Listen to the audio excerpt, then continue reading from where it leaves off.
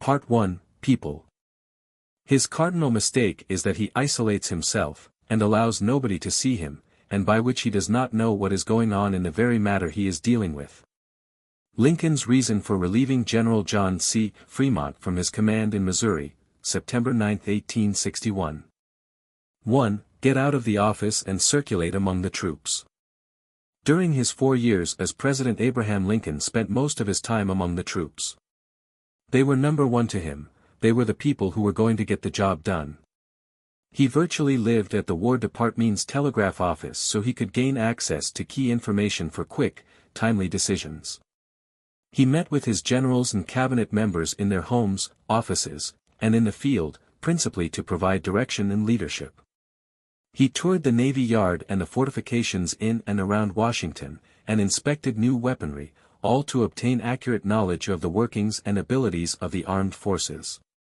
This contact also gave him the first-hand knowledge he needed to make informed, accurate decisions without having to rely solely on the word of others. He visited other key individuals in the government, such as members of Congress, and toured hospitals to visit the sick and wounded, which demonstrated his compassionate and caring nature. Lincoln even went to the field to observe or take charge of several battle situations himself, coming under fire at least once, one of the few American presidents to do so while in office. On October 24, 1861, Lincoln relieved General John C. Fremont from command of the Department of the West, headquartered in Missouri, and replaced him with General David Hunter. Among other things, Fremont had issued a proclamation, promptly revoked by Lincoln, declaring martial law and ordering slaves freed in his jurisdiction. Fremont had also misused public funds and surrounded himself with unethical advisers, and he was completely out of touch with those he commanded and the situation at hand. He turned out to be a terribly inept leader. In a letter to General Hunter, written shortly before relieving Fremont, Lincoln summarized his view of the situation. He, General Fremont, is losing the confidence of men near him, whose support any man in his position must have to be successful, said Lincoln. His cardinal mistake is that he isolates himself, and allows nobody to see him, and by which he does not know what is going on in the very matter he is dealing with. Lincoln's letter is something of a lesson in itself for today's leaders. Not only did he explain his problem with Fremont in writing, he also offered Hunter advice on how to solve the problem and avoid making the same cardinal mistake. General Hunter could now have no misconceptions about what Lincoln demanded of him as Fremont's replacement. Further, with this letter Lincoln revealed the cornerstone of his own personal leadership philosophy, an approach that would become part of a revolution in modern leadership thinking 100 years later when it was dubbed MBWA, Managing by Wandering Around, by Tom Peters and Robert Waterman in their 1982 book In Search of Excellence. It has been referred to by other names and phrases, such as roving leadership, being in touch, or getting out of the ivory tower. Whatever the label, it's simply the process of stepping out and interacting with people, of establishing human contact. Peters and Nancy Austin, in A Passion for Excellence, define MBWA as the ecology of the obvious. It is being in touch with customers, suppliers, your people. It facilitates innovation, and makes possible the teaching of values to every member of an organization. Listening, facilitating, and teaching and reinforcing values. What is this except leadership? Thus, MBWA is the technology of leadership. Leading is primarily paying attention. The masters of the use of attention are also not only master users of symbols, of drama, but master storytellers and myth builders. For all they knew, Peters and Austin could have been describing not only the very methods employed by Abraham Lincoln but Lincoln himself. Master user of symbols and drama, and master storyteller and myth builder. Lincoln was a natural wanderer. As a lawyer in Springfield, Illinois, he spent a great deal of time away from home, not only riding the circuit, but also seeking facts and information pertinent to any case he may have been working on at the time. He was the kind of lawyer who would go out and discover firsthand what was going on. This was one of the major elements that made him so successful at his profession. Nothing is so powerful, or frustrating to the opposition, as an attorney who knows the facts, and Lincoln made it a point to always have the key information at hand. The same principle holds for a good leader. Lincoln carried this approach over to the presidency. His curiosity, combined with his new station as a Washington outsider, may have led him to be even more inquisitive than normal after taking the oath of office. Lincoln realized that people were a major source of information and that to be a good leader he had to stay close to them. Without question, Lincoln's visibility and open-door policy as president constitute an exemplary model for effective leadership. His basic philosophy was that he would see as many people as he possibly could. John Nicolay and John Hay, his personal secretaries, reported that Lincoln spent 75% of his time meeting with people. No matter how busy the president was, he always seemed to find time for those who called on him. To this extent, he ran the White House much as he had run his law office in Springfield, where the door was always open and anyone who wished to come in and talk was welcome. Often Nicolay or Hay would tell a visitor that the president was busy and they should come back later, whereupon Lincoln would open his office door and welcome the visitor anyway. President Lincoln would not maintain any distance between himself and the people, which made it difficult to guard him. He frequently complained about all the well-meaning protection. "It is important that the people know I come among them without fear," he would declare, and then proceed to elude his military guard or order them back to the War Department. Lincoln would not become a prisoner in his own office. He maintained a flexibility that was unusual for chief executives of the time. Often he'd ignore presidential etiquette and burst in on one of his cabinet members while they were conducting a meeting. He'd also convene cabinet meetings at odd places such as the Navy Yard or in the War Department. Moreover, Lincoln would not wait for his cabinet to come to him on their regularly scheduled Tuesday and Friday noon meetings but preferred instead to meet with the members on an individual basis, usually in the secretary's office. For Lincoln, casual contact with his subordinates was as important as formal gatherings, if not more so, and today's leaders should take note of this style. He preferred, whenever possible, to interact with people when they were in a more relaxed, less pressure-packed environment. The most frequently visited cabinet member was Secretary of War Edwin M. Stanton. Nearly every day Lincoln walked from the White House to Stanton's office at the War Department about a block away. Sometimes during critical battles Lincoln made the trek 2 or 3 times a day, and once in a while he even spent the night in the telegraph office waiting for dispatches from the field. Vivid pictures of Lincoln have been recreated from the recollections of men who observed him during critical parts of the war. For example, during the First Battle of the 7 Days, where Robert E. Lee surprised and attacked George McClellan's troops, General Alexander Pope recalled the president spending many hours on Stanton's sofa waiting for news and looking depressed and anxious. During the Wilderness Campaign, when news from the field was impossible to obtain, Lincoln was spotted drifting from office to office gathering information and asking people if they had heard any rumors about General Grant. And there are numerous reports of Lincoln spending all night at the War Department monitoring the plans and strategic details of major operations. This type of hands-on, personal approach was typical of Lincoln's leadership style. However, when he couldn't get out of the White House, he let people wander to him. In fact, Lincoln was probably the most accessible chief executive the United States has ever known. Government officials, businessmen, and ordinary citizens literally lined the walls of the executive mansion in the hope of getting in to see him. Lincoln turned away very few people, and some he even encouraged to visit. To a man in Indiana, Lincoln wrote in 1863, "I do not often decline seeing people who call upon me, and probably will see you if you call." He made himself accessible to the people as often as the responsibilities of his job permitted. "I tell you," he once said, "that I call these receptions my public opinion battle, for I have little time to read the papers and gather public opinion that way, and though they may not be pleasant in all particulars, the effect, as a whole, is renovating and invigorating." This almost startling access to the president, created by Lincoln himself, brings up another important principle for modern leaders. If subordinates, or people in general, know that they genuinely have easy access to their leader, they'll tend to view the leader in a more positive, trustworthy light. "Hey, the followers think, this guy really wants to hear from me," to know what I think and what's really going on. He must be committed to making things work. And so Lincoln was. Through all of his public opinion baths and his wandering from office to office, there is one key element that shouldn't be overlooked in Lincoln's style, and that was his amiability. A.U., who claimed the personal acquaintance of Mr. Lincoln, wrote one newspaperman of the day, will agree that he is the very embodiment of good temper and affability. They will all concede that he has a kind word, an encouraging smile, a humorous remark for nearly all who seek his presence, and that but few, if any, emerge from his reception room without being strongly and favorably impressed with his general disposition. A positive outlook and a pleasant disposition can yield valuable dividends for any leader, and Lincoln knew it.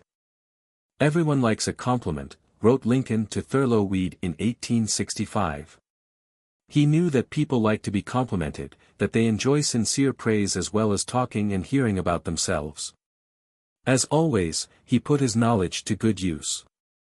As a lawyer in Springfield, the effect of his compliments on others provided a powerful motivational force in getting things accomplished. As president, it worked even better. After a young man asked Lincoln to autograph a photograph and commented that he must be annoyed frequently by such requests, Lincoln is reported to have replied, "Well, I suppose you know that men will stand a good deal when they are flattered. I.e.s. a good lesson to remember." Affability, flattery, and a pleasant demeanor go hand in hand with human contact, not only because people tend to stand a good deal, as Lincoln put it, but also because it allows them to be more relaxed, at ease, and open with their thoughts and feelings. President George Bush has enjoyed a solid reputation for being a pleasant, amiable person. Yet, early in his administration he was criticized for spending too much time away from Washington. He was accused of running a helter-skelter presidency, and many of his critics wondered, aloud and in print, if he was allergic to the White House. But whether Bush realizes it or not, he has ample precedent for his excursions. As remarkable as it may seem, in 1861 Lincoln spent more time out of the White House than he did in it. And the chances are good that if a Union soldier had enlisted early in the Civil War, he saw the president in person. Lincoln made it a point to personally inspect every state regiment of volunteers that passed through Washington, D.C., on their way to the front, and early in the war, they all passed through Washington. Lincoln would inspect the troops where they were encamped on the banks of the Potomac River, or he'd salute them from a balcony at the Willard Hotel as they marched through the streets. On one rainy day, later in the war, Lincoln got drenched while he stood on that same balcony as the soldiers cheered him enthusiastically. "If they can stand it," he said, "I guess I can." He'd also review the troops on the Capitol or White House grounds, in neighboring Virginia or Maryland, or he would simply speak to them as they stopped by the White House to serenade him. Wherever the soldiers were, there would be Lincoln. "He goes at it with both hands," the New York Times once reported, "and hand over hand gives a good honest hearty shake, as if he meant it." This type of personal contact helped Lincoln show the troops that the government appreciated their efforts. Throughout the war Lincoln continued to visit his generals and men in the field. Often he'd ride his horse along the lines of troops, waving his stovepipe hat as the men cheered wildly. In addition, he always had a kind word for them, frequently telling them his vision of America and how important they were in achieving victory in the cause for which they were fighting. "It was they who rendered the hardest work in support of the government," he'd say. "It was they who should be given the greatest credit." Lincoln also made it a point to visit hospitals where wounded soldiers were recuperating. After the First Battle of Bull Run, for example, the president visited the wounded in and around Washington several times, accompanied by Mrs. Lincoln or Secretary of State Seward. In 1862, he called on Lieutenant Wardens, commander of the Monitor, who was nearly blinded by a shell in the famous battle with the Merrimac. During this meeting he burst into tears while greeting the sailor, most likely because he was still in an emotional state since the death of his son, Willie, just a few weeks earlier. Lincoln often attended private funerals, whether it was for the infant son of his Secretary of War, Edwin M. Stanton, or for 18 women killed in an explosion at the Federal Arsenal. During his presidency, Lincoln visited the wounded in hospitals and private residences and attended funerals any time such an occasion presented itself. This striking visible display of compassion and caring on the part of the president inspired trust, loyalty, and admiration not just from the soldiers but also from his subordinates. Lincoln also called on Congress regularly. In fact, he was the first sitting president in more than 25 years to attend a regular working session of the Senate. He knew he needed the help of congressmen and senators to win the war effort, and what better way to begin to gain their support than to be visible. So, he established contact with them, human contact. And throughout his presidency, Lincoln continued to visit Congress periodically. Lincoln would work with Congress if they supported his efforts. He would not, however, tolerate delay or inaction. He was the commander-in-chief and would direct and lead the armed forces and the government. Congress would not deter his quest to preserve the Union. In order to make timely and reliable decisions, Lincoln needed access to information. Basically, he relied on three major sources: reports from trusted confidants and advisors, his practice of going to the field, and the modern communication technology of the age, the telegraph. Rather than haunting the War Department's telegraph office, Lincoln could have waited in the White House for a messenger to bring him word of progress in key battles. But he preferred to be right there, peering over the shoulder of the decoder and getting the information as fast as it came in. This put Lincoln in a position where he could make quick decisions with virtually no delay. Upon receiving updates from his generals, the president could compose a telegram and then hand it to the nearest messenger to relay his orders to the battlefield. There is no question that Lincoln's style was effective, nor is there any question that he won battles and saved countless lives by acting swiftly and decisively. All leaders must seek and require access to reliable and up-to-date information. And Lincoln was constantly seeking key intelligence so he could make quick, timely, and effective decisions. He needed accurate information, and the best way to obtain it was to go out and get it himself. Also, for a leader, there is a certain amount of value and effect in seeing people outside of the everyday business environment or out of the leady's office. In an informal setting, people tend to be more relaxed, more direct, more truthful than if they were face-to-face in the Oval Office. Thus what Lincoln wanted: honest talk with people. He needed to know the truth. And Abraham Lincoln had an innate ability to perceive the truth. He could receive information unbiased by filters and prejudices, process it, and then communicate it in the common man's vernacular so that everyone could understand. For Lincoln, the best way to assess a situation was to collect data personally. But there were times when he needed information and couldn't find the time to get away. Thus when he would send trusted advisors to gather the facts and report back to him. Time after time Lincoln used this method of gathering the evidence he needed to take appropriate action. For instance, during the crisis at Fort Sumter, Lincoln was besieged with advice on how to handle the situation. General Winfield Scott and Secretary of State William H. Seward wanted to surrender the fort, others in his inner circle wanted to hold Sumter at all costs. The president was torn on the issue of whether to reinforce or resupply, alternatives that both seemed to mean full-scale war. To make the correct decision, Lincoln sent one of his trusted colleagues, Stephen A. Hurlbut, on a fact-finding mission to Charleston. He was to meet with the Confederate leaders, evaluate the situation, and report back within a few weeks. When Hurlbut returned to Washington with a written report for the president, it was clear to Lincoln the course he must take. War, according to Hurlbut, was inevitable unless the South was allowed to secede. Lincoln decided to resupply the embattled fort. If his ships were fired upon, it would be the Confederacy that started the war, not the Union. Repeatedly, Lincoln would dispatch one of his cabinet members or military officers to an area that needed a decision from him. Such was the case when he sent Postmaster General Montgomery Blair and Quartermaster Montgomery Meigs to Missouri to investigate General Fremont's cardinal mistake. In addition, it was not uncommon for Lincoln to summon witnesses from major battles to the White House so he could have first-hand accounts. Henry Stoddard, who had helped with the wounded after the Second Battle of Bull Run, 1862, described what he saw and heard to the president. General Herman Haupt rushed from the battlefield at Gettysburg in July 1863 to confer with Lincoln.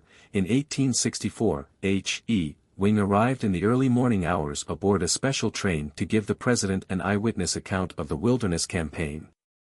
Lincoln's roving leadership style is illustrated in Figure 1, which graphs the total number of days per month he was, in part, out of the office. In 1861, during the early stages of his presidency and the Civil War, he was active nearly the entire year. He had to find out what was going on, determine the lay of the land, and get to know his people. There were many decisions to be made that first year. In the subsequent years, 1862 to 1864, Lincoln was in the field frequently, with peaks of activity in the warm spring and summer months and lows in the colder winter months. Two of the lowest points during his tenure as president occurred in February 1862, when his son, Willie, died, and in December 1863 and January 1864, when he was ill and recovering from varioloid, a mild form of smallpox. Other than that, it was difficult to keep Abraham Lincoln in the White House. As a matter of fact, in 1865, with the end of the war near, Lincoln spent half of the month of March and the first 14 days of April doing little else than visiting his troops in the field. He had seen before what he felt could have been final victory snatched away or lost because of inactivity or lack of follow-up. This time he would take charge, see for himself, and make certain the war would come to a swift conclusion. This tremendous burst of activity on Lincoln's part toward the way's end, coupled with his high output early in the conflict, demonstrated that he was a hands-on leader. He was there when it counted, decisively taking charge, as well as influencing, guiding, teaching, and directing. And Lincoln also was learning from others. He was doing what all leaders should do. He was acquiring new skills gleaned from his followers through frequent personal contact. Lincoln was learning while on the job. When the Civil War finally ended, President Lincoln was still in the field, returning from a trip that took him to the recently captured Confederate capital of Richmond, where he toured the city and sat in Jefferson Davis's chair and heard the troops break into cheers. Arriving in Washington aboard the River Queen in the evening hours of April 9, 1865, Lincoln was one of the last people in Washington to hear of Lee's surrender to Grant at Appomattox. Typical of the man, the first thing that Lincoln did upon his arrival was to head straight to William Seward's residence. He had to visit his friend, the Secretary of State who, while Lincoln was gone, had suffered an accident and was bedridden. Future leaders can learn from Lincoln's example. One of the most effective ways to gain acceptance of a philosophy is to show it in your daily actions. In order to stage your leadership style, you must have an audience. By entering your subordinate's environment, by establishing frequent human contact, you create a sense of commitment, collaboration, and community. You also gain access to vital information necessary to make effective decisions. Additional. When personal contact is not possible, you can send surrogates to the field to obtain information. Many leaders in today's complex work settings would argue that they can't spend the amount of time Lincoln did with his subordinates. But, then again, they're not trying to win a war. Or are they? Explain yourself in writing and offer advice on how to solve problems. It is important that the people know you come among them without fear. Seek casual contact with your subordinates. It is as meaningful as a formal gathering, if not more so. Don't often decline to see people who call on you. Take public opinion baths. Be the very embodiment of good temper and affability. Remember, everyone likes a compliment. If your subordinates can stand it, so can you. Set a good example. You must seek and require access to reliable and up-to-date information. Lincoln's remarks from A House Divided speech, in which he accepted the nomination for U.S. Senator at the Republican State Convention in Springfield, Illinois, June 16, 1858.